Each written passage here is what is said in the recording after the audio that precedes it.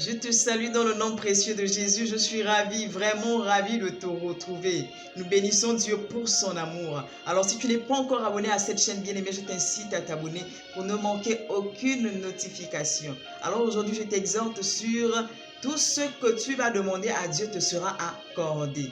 Nous allons nous appesantir dans, bien-aimé, nous allons nous appesantir sur l'histoire de Jésus qui a maudit le figuier. Au sortir de Béthanie, Jésus a eu faim.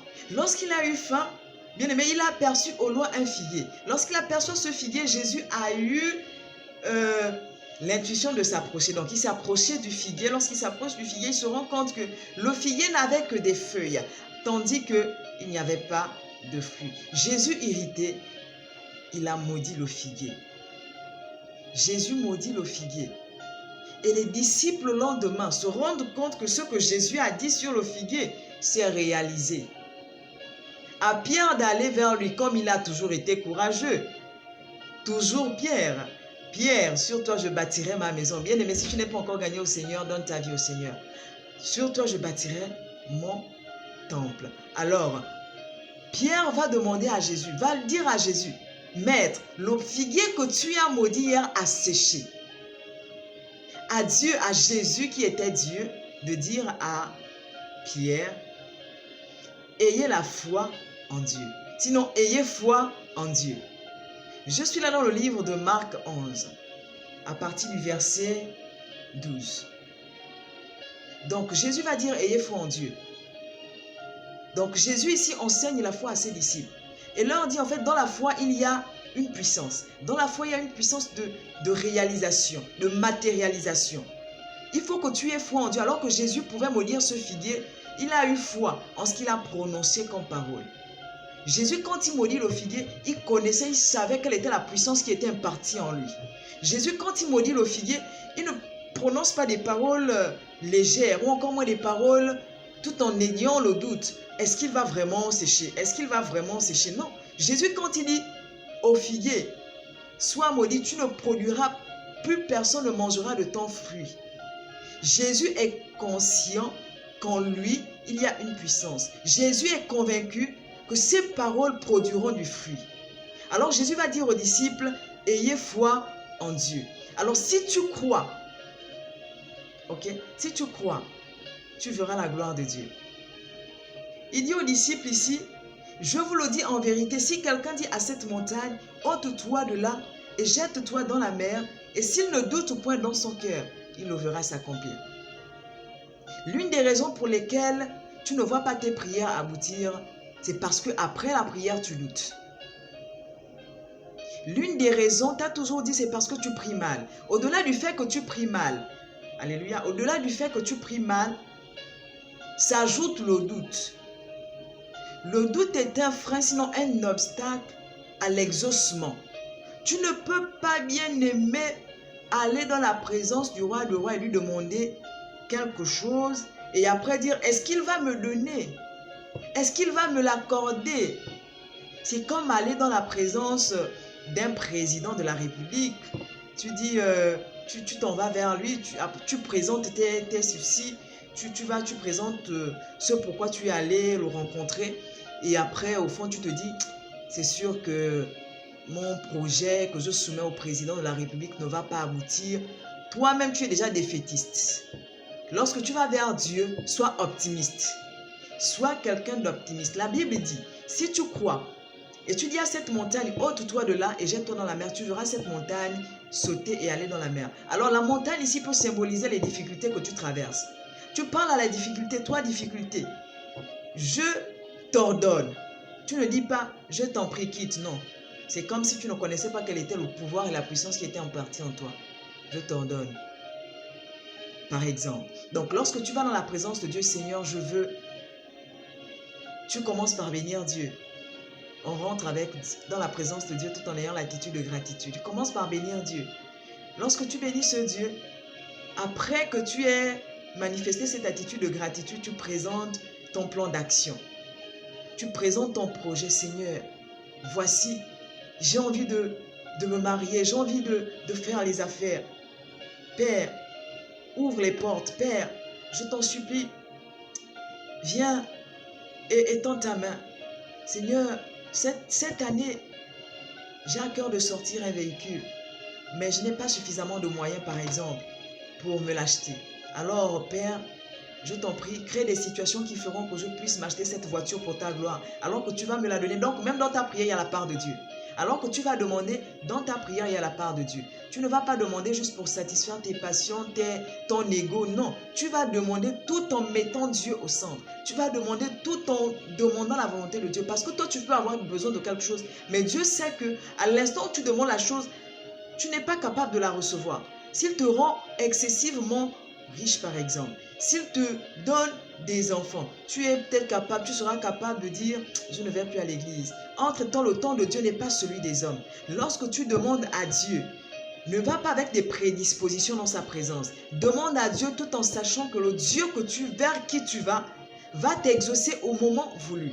Le Dieu vers qui tu vas t'exaucer parce qu'il a dit, tout ce que vous demandez en mon nom, croyez que vous l'avez reçu. Donc il faut qu'il y ait la foi dans ce que tu demandes. Il faut que tu demandes avec foi. Il faut que tu demandes avec foi. Tout ce que tu demandes, crois que tu l'as reçu. La Bible dit dans le livre de Marc 11 au verset 24, c'est Jésus qui parle à ses disciples, il dit, c'est pourquoi je vous dis, tout ce que vous demanderez en priant, croyez que vous l'avez reçu et vous le verrez s'accomplir.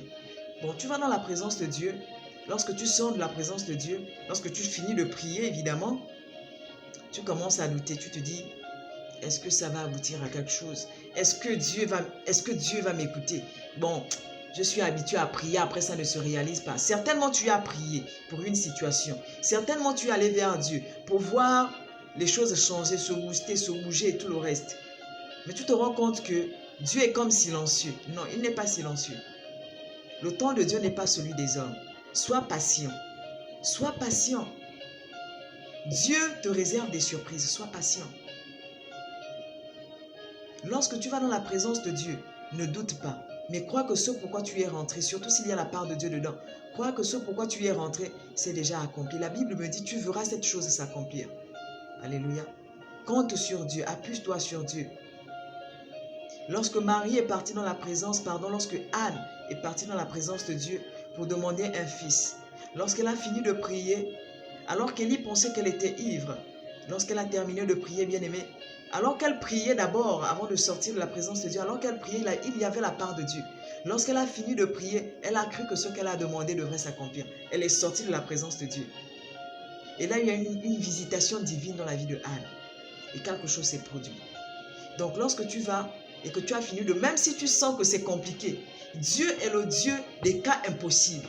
Tout est possible à celui qui croit. Si tu crois, tu verras la gloire de Dieu. Si tu crois, tu verras cette situation se résoudre. Si tu crois, tu verras ta vie être restaurée. Si tu crois, tu auras ce travail pour lequel tu as prié. Si tu crois, tu auras ce diplôme pour lequel tu as prié. Si tu crois, tu auras cet enfant pour lequel tu as prié. Dieu n'est pas un menteur. Dieu n'est pas, bien-aimé, un aventurier. Dieu, c'est quelqu'un qui a créé toutes choses. S'il a créé toutes choses, imagine quelle est la situation qui dépasserait Dieu.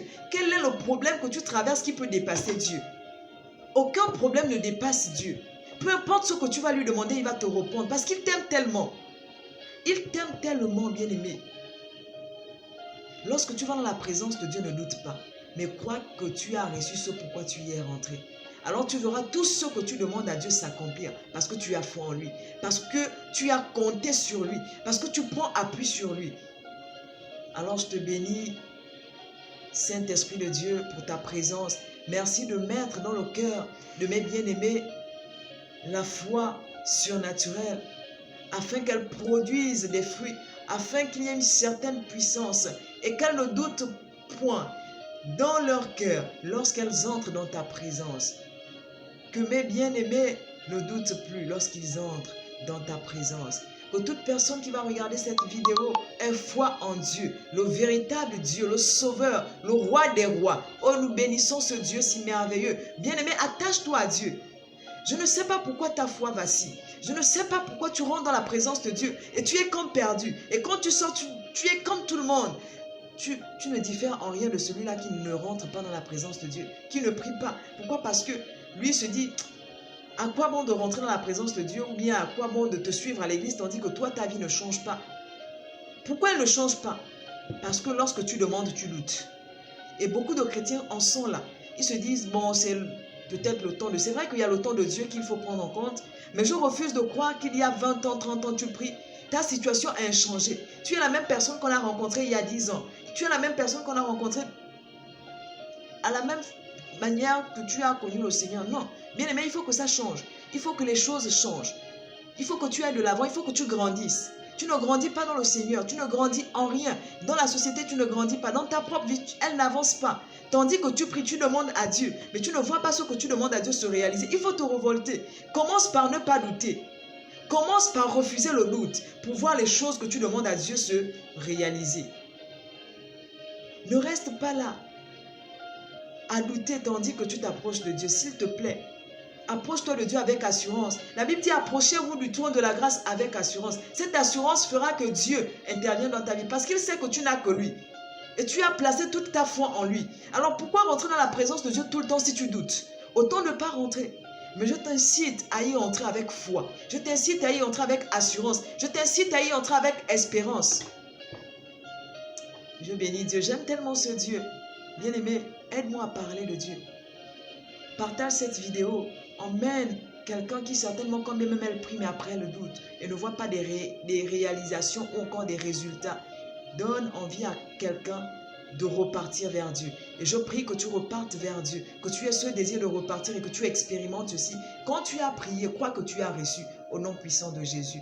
Qu'une foi surnaturelle soit ton partage. Ne rate surtout pas, bien-aimé, demain, on se retrouve à la même heure. Dieu te bénisse.